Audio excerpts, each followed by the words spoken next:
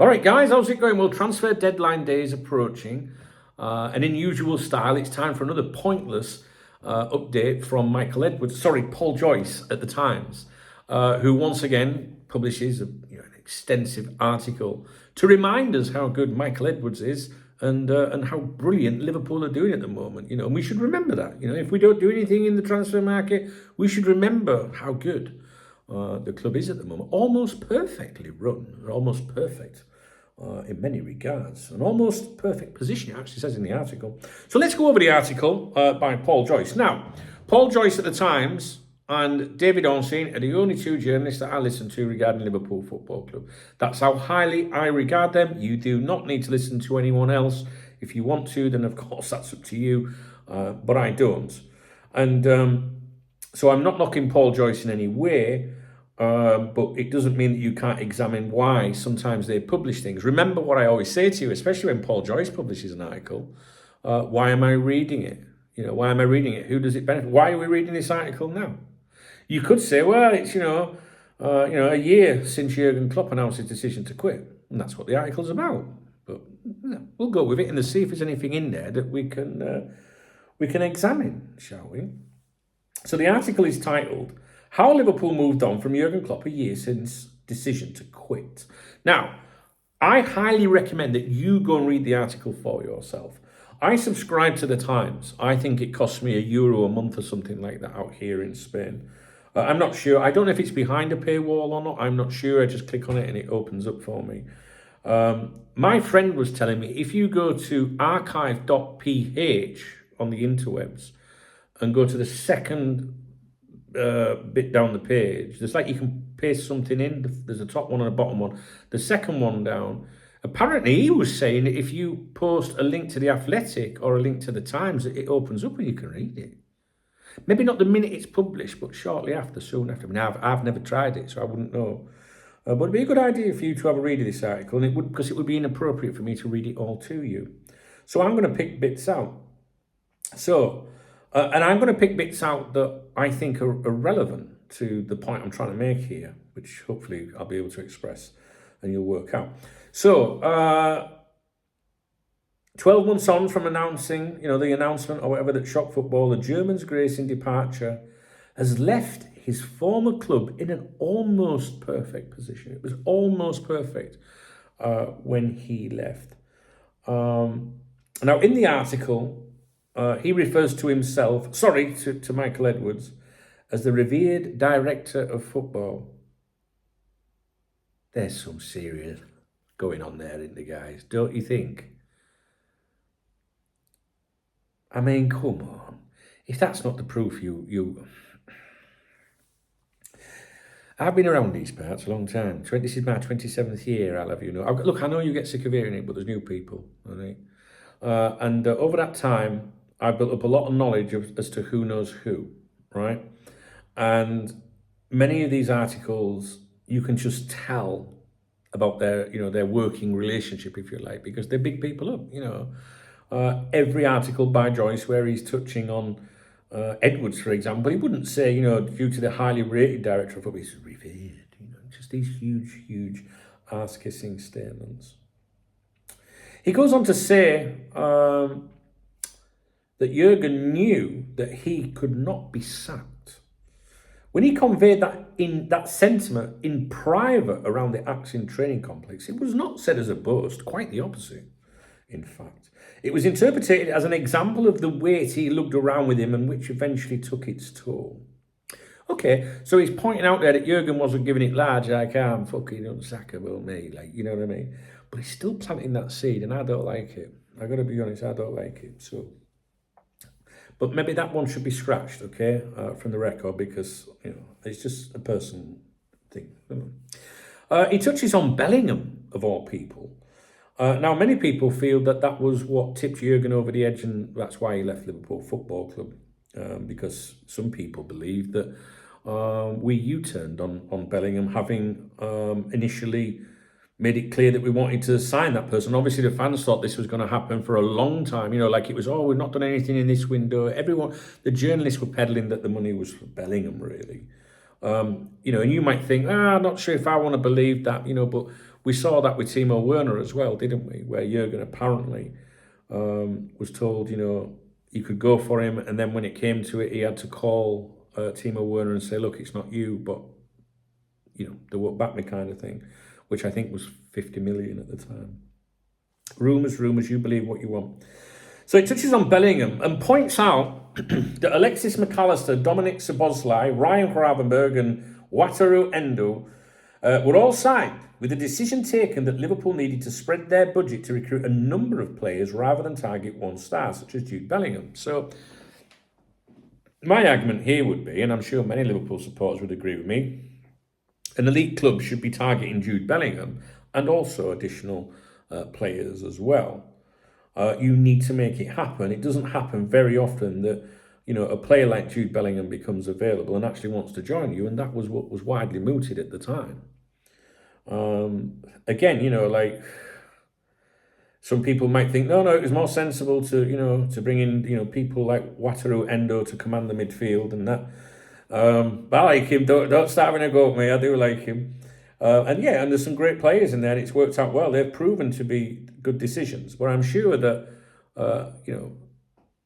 Liverpool supporters, I think, would love to have seen Jude Bellingham. And I don't think that, Liverpool supporters, they often get, the ones that say we should have gone for Jude Bellingham are often shot down by, certain sections of the fan base that will say, oh, you want us to buy £100 million players every transfer window. I never see that. Do you know what? I can only ever think one time where the fans were calling out for a signing was Jude Bellingham, and I can honestly stick to that. I can't think of another example. If you can, if you want to say Mbappe, fine. I'm sure there's lots of Liverpool fans out there that want to see various players that are unrealistic, but Jude Bellingham was realistic, and I think that's the only time Liverpool fans.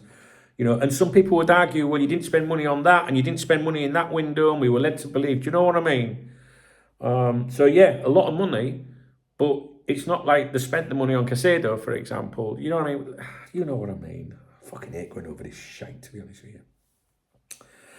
He goes on and says, with reference to Julian Ward, he'd been replaced by a stopgap director of football in George Schmacker. Boy George, as we called him on here.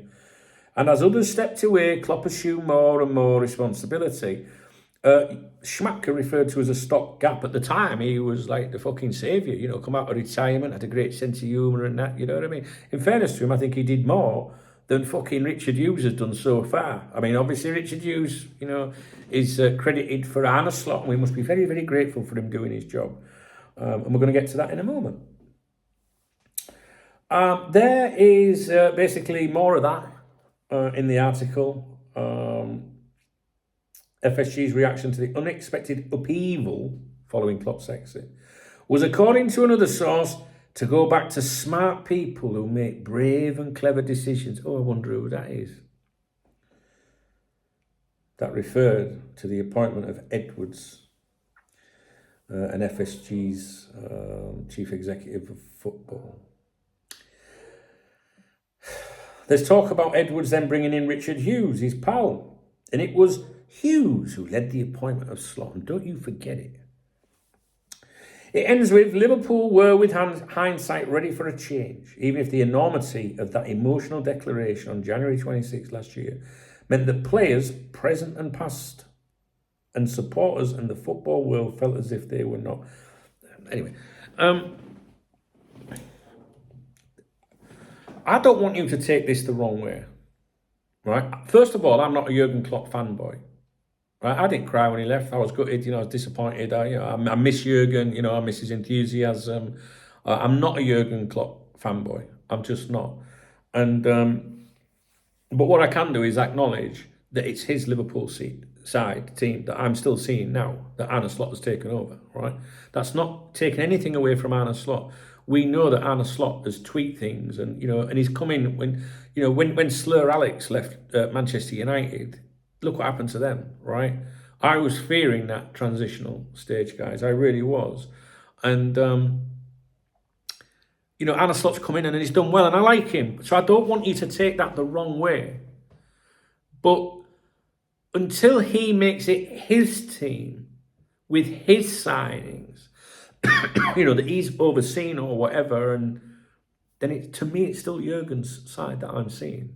And I know that maybe, I don't know, surely nobody can say I'm wrong with that. Like, we're not taking anything away from Arne Slot. I think I think it was the time to change things, to be honest with you.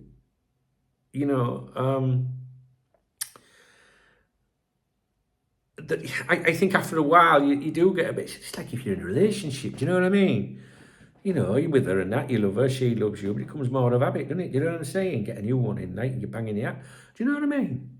Things change, enthusiasm changes a little bit, doesn't it? You might still love the other one, but sometimes it's time for a change. What I'm trying to say here about all of this, right? I've just picked out the bits that suit me, maybe suit my agenda. There you go. Maybe I've got an agenda. That's for you to decide if you think I've got an agenda. I don't know why, because I'm not really attacking anyone with this. I have a great deal of time for Paul Joyce. This is who will break the news when any of the contract situations are resolved. Paul Joyce is the one that will break the news. Right? It could be David Ornstein, but I reckon it will be Paul Joyce. He's the one that's close to the people running the club. And over the years, it's gone between Ornstein and Joyce like this as to who comes first. Ornstein is more FSG, in my opinion, closer to those people, whereas Joyce is closer to the people running the club on a day-to-day basis. And when Edwards came back to the club, Joyce became Born Again. That's what I nicknamed him, Born Again Joyce. And he does, and if you look at his articles, really stick his tongue up Michael Edwards' arse. He does, guys. I'm sorry. But I still acknowledge he's a brilliant journalist. You know what I mean? It's just the way that how I look at things. And there's nothing wrong with that. I've tried anything once myself, like. But he's got a relationship, a friendship with him as well. I think that extends. It's beyond the working elements, if you like, of being a journalist close to Edwards. But I think that when you read, what I'm trying to say to you is, when you read an article by Joyce, I think you should think that's Michael Edwards talking. A bit like when we read Marca, people say that's Florentino Perez, highly influential of what gets published in that. They say that Perez writes the articles in Marca. I feel like that comes from Edwards. The only thing I would say different about this is that many people think that Edwards has a problem with Jurgen Klopp. And this article isn't really like negative towards Jurgen Klopp. It actually praises him for the way he handled his exit at Liverpool Football Club. I don't like the reference to Jurgen thought he was unsackable, but I guess what the journalist is trying to say here is that was the burden on him. But I still find it a strange thing to say. Anyway, put my opinions to one side. I think you would agree with me, like, okay, it's a year since Jurgen's gone, but we're having this great big write-up here about Jurgen and how great the club is now and how great the people are that are running the club. And it just so happens to be the 24th of January. So there's, 10 days left of the window. And trust me, if you monitor these things like I do, this is what usually happens around this time is Joyce, for example, will surface to remind you how almost perfect the club is and how great and brave the people are making the decisions behind the club. Now, you might think I have got an agenda. Why have I got an agenda here? Because ultimately, my peoples will tell you around here, I don't really give a fuck about top flight football anymore, guys. I care about Liverpool Football Club winning for you, not for me. When Liverpool lose, I'm over it in seconds, right? I don't know why that is. I don't know if it's because I've done the cop talk thing for so long and it's become like, Liverpool to you probably read stuff, watch this video, read a paper, watch a game, and then you go to work and do everything else. For me, it's everything. My entire life is that. And I aren't complaining about it. But what I'm saying is it gets a bit on your fucking tits at time. And knowledge is terrible. The more you know about your heroes, and they always say don't meet your heroes, the more you know, the more it ruins it a little bit for you. Do you know what I mean? Like, so I'm really not interested. So there's no agenda from me. I try to be transparent with my views. Like I'll say, well, I don't like FSG, but I'll follow that up by saying I'm not FSG out. I just don't like, people owning a football club for business reasons only. You have to run, the club well, and well done for saving us.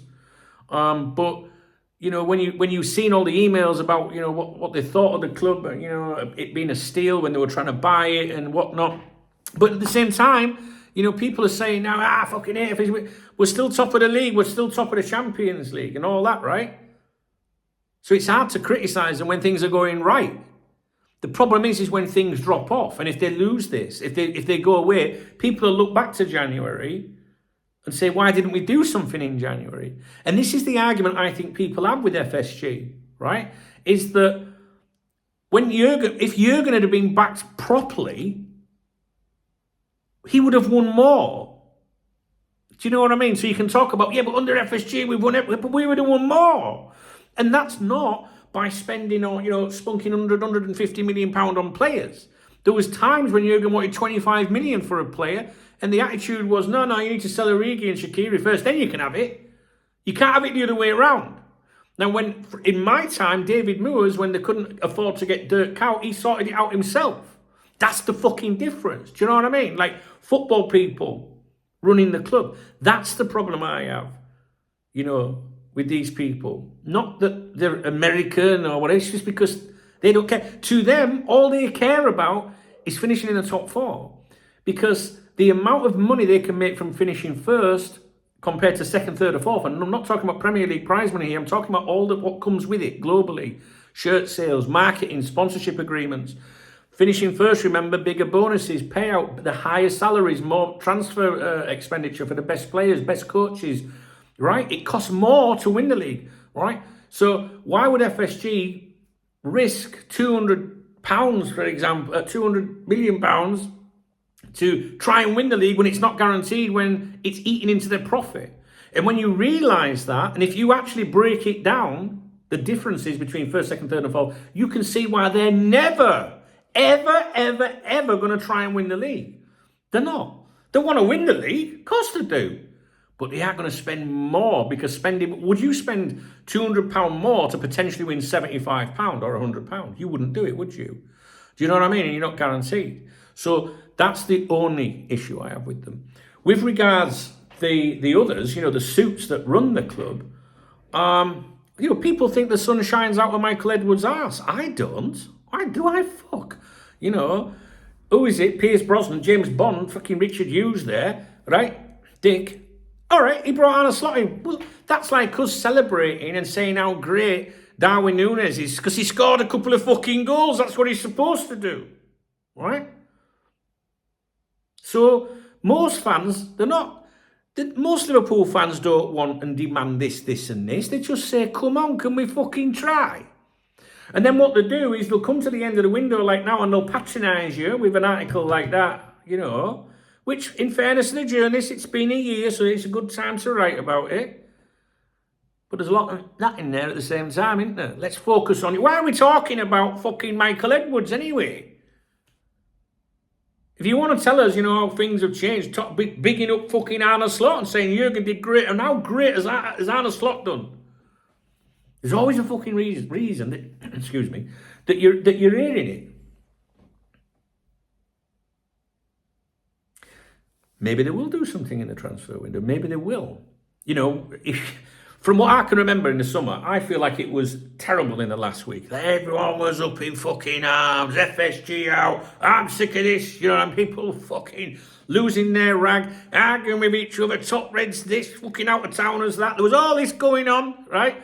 Then you get people like Paul Joyce there, dropping Michael Edwards' latest thoughts, right? And then right at the end, they sign someone that's like, and then you feel so grateful that they signed someone, everyone's all right again. That's because they've managed your expectations, you see, to be fucking grateful. One of the questions that I keep getting asked around here is, would you rather the players, signed contracts, renewed the contracts, or brought someone in January? My answer to that is both, because that's how Liverpool Football Club used to operate. Right? But if they signed the deals, let's just say two of them, right? Let's say Virgil and Mo, and their deals were just by chance announced around the time Liverpool didn't do anything and the window closed, or, at some other point when there was some negative vibes. God, I'm going to have a fucking heart attack, right? A lot of people go, well, we didn't do anything, but I'm so grateful and so happy that we've got these players tied down. It's like 2 new signings. And this is what people have a problem with. And then you get journalists that, as good as they are, peddle a message that they want you to peddle. If you appreciate this video, excuse me, please thumbs up the video. Please drop me a comment. And if you want to buy me a coffee, hit the super thanks button. It's the love out under the video, and I'll give you a shout out tomorrow morning, all right?